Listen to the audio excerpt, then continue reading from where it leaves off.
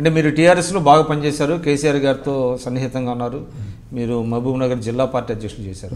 అక్కడ మీరు టీఆర్ఎస్ను వదిలి ఎన్నికల కంటే ముందే బీజేపీలో చేరారు కదా. ఇప్పుడు ఒకటండి, దాంట్లో కూడా ఒక చిన్న నేపథ్యం ఉంది. ఒకటి 2009 తర్వాత నేను ఒక్కనే కాదు, నాలాగా చాలామంది నాయకులు, అప్పుడున్న సీనియర్ పొజిషన్స్లో ఉన్న నాయకులు, అప్పటికి నేను సాధారణ కార్యకర్తను మాత్రమే, ఒక జిల్లా అధ్యక్షుని. 2009లో తెలుగుదేశం పార్టీతో పొత్తులు పెట్టుకోవడము, తర్వాత ఆ ఎన్నికల్లో డబ్బులు తీసుకొని టికెట్లు ఇవ్వడము, ఉద్యమంలో పనిచేయని వాళ్ళకు, కార్యకర్తలు కానీ వాళ్ళకు బయట నుంచి పిలుచుకొచ్చి టికెట్లు ఇవ్వడము, ఇవన్నీ కూడా ఆ రోజు కేసీఆర్ గారు చేయడంతో ఆ రోజు తెలంగాణ ప్రజలు టీఆర్ఎస్ పార్టీని రిజెక్ట్ చేసినారు. కేవలం 48 స్థానాల్లో పోటీ చేస్తే 10 స్థానాలు వచ్చినాయి. 10 ఎంపీ స్థానాలు పోటీ చేస్తే కేవలం 2 స్థానాలు, అది కూడా బొటాబోటీ, ఒకటేమో 6,000 మెజార్టీతోటి, ఒకటేమో 19,000 మెజార్టీతోటి గెలిచింది. అంటే కేసీఆర్ గారే ఉద్యమ నాయకుడని అనుకుంటున్నాం మనం, ఆయన బోటాబోటీగా ఎంపీగా గెలిచిన కార్యక్రమం అది. అప్పుడు మేము ఏమనుకున్నామంటే టీఆర్ఎస్ పార్టీకి ప్రజల్లో ఆదరణ లేదు కాబట్టి మళ్ళీ ఉద్యమం రావాల్సింది. మేమంతా తెలంగాణ వాదులం, నికార్సైన అంటే ఇక హార్డ్ కోర్ తెలంగాణ వాదులం. మేమందరం ఏమనుకున్నాం ఆ రోజు, కేసీఆర్ గారితో తెలంగాణ రావడం అనేది ఈ ఎన్నికల ఫలితాలను చూస్తే మాత్రం మనకు అసాధ్యం. ఒకవైపు రాజశేఖర రెడ్డి గారు, ఒకవైపు చంద్రబాబు నాయుడు గారు ఉన్నారు కాబట్టి మళ్ళీ ఒక కొత్త నాయకత్వాన్ని మనం తెలంగాణలో తయారు చేసుకోవాల్సిన అవసరం ఉంది అని చెప్పి ఆ రోజు మాలాంటి వాళ్ళు చాలామంది టీఆర్ఎస్ నాయకత్వం మీద తిరుగుబాటు చేసినాం. తిరుగుబాటు ఎందుకు చేసినాం?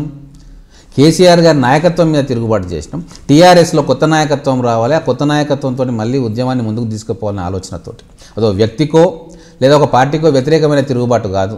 తెలంగాణ సాధన దిశలో ఇంకొక అడుగు ముందుకేయాలా, ఈ రిజల్ట్స్ను బట్టి టోటల్గా వాదము అంశమే నిర్వీర్యమైపోయే ప్రమాదం ఉంది, దాన్ని రివైవ్ చేయాలన్న ఆలోచనలతో ఆ కార్యక్రమం చేసి అప్పుడు తిరుగుబాటు చేసినాం. ఆ తర్వాత రాజశేఖర రెడ్డి గారు చనిపోవడం, ఆ తర్వాత మళ్ళీ తెలంగాణ ఉద్యమం ఊపందుకోవడం, కేసీఆర్ గారు నిరాహార దీక్ష చేయడం, ఊపందుకోవడం, ఇవన్నీ దాంట్లో మళ్ళీ ఉద్యమంలో మమేకమే ఉన్నాం. అయితే ఈ మధ్యకాలంలో ఏం వెళ్ళలేదు, మేము ఇండిపెండెంట్గా తెలంగాణ యువ జేఏసీ అని ఏర్పాటు చేసి చాలామంది మిత్రులు మేమందరం తెలంగాణ సంబరాలని, తెలంగాణ జాతర అని, కల్చరల్ రినెసాన్స్ వైపు, అంటే తెలంగాణ కల్చర్ను సాంస్కృతికంగా కూడా ఈ మనం చేసే పని మనం చేయాలా, అలాగే ఒక నిర్మాణం, యూత్ తోటి ఒక నిర్మాణం చేయడం, అన్ని గ్రామాల్లో యువ జేఏసీలు ఏర్పాటు చేయడం, మాకు అప్పుడు ఆ రోజుల్లో మాకు చేతనైంది మేము చేసుకుంటూ, అదే మళ్ళీ జేఏసీలో భాగమే, దూరంగా ఏం లేము, టీఆర్ఎస్ పార్టీకి దూరంగా ఉండొచ్చు.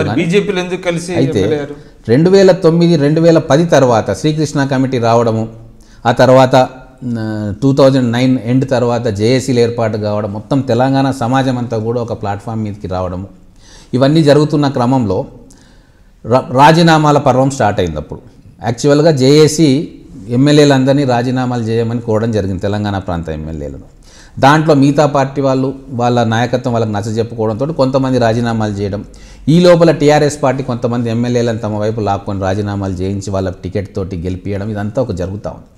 అటువంటి క్రమంలో 2012లో ఈ కార్యక్రమం జరుగుతున్న క్రమంలో 2012లో మా మహబూబ్ నగర్ నియోజకవర్గ ఎమ్మెల్యే గారు చనిపోవడం జరిగింది. అక్కడ ఒక ఉప ఎన్నిక వచ్చింది.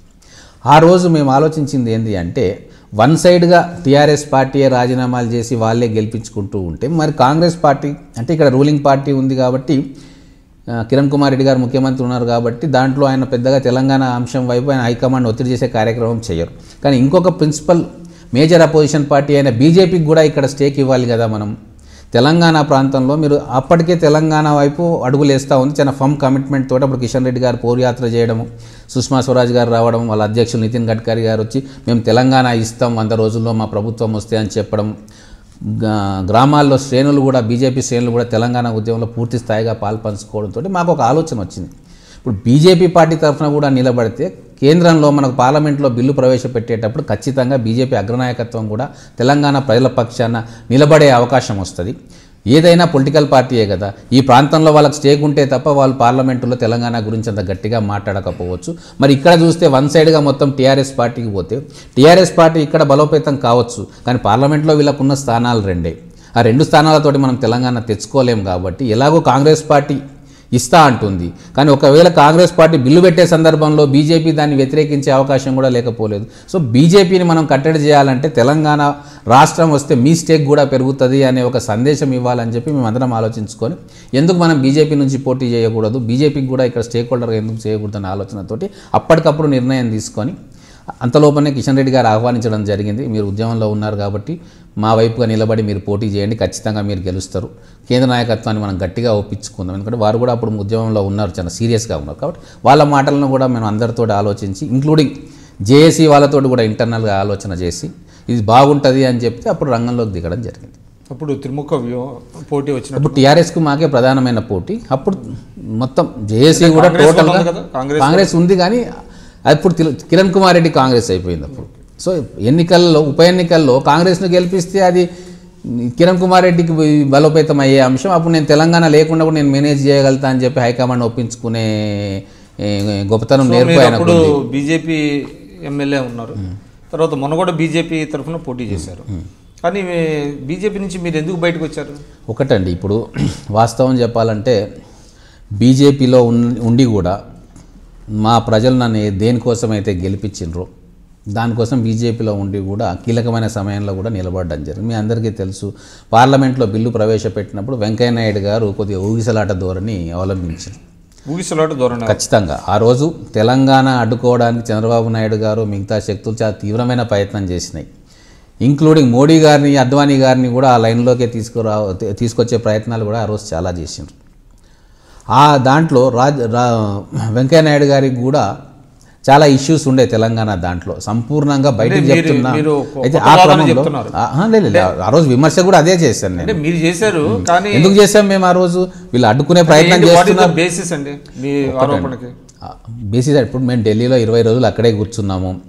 ప్రతిరోజు ప్రతి జాతీయ నాయకుడు మేము కలుస్తూ ఉన్నాము.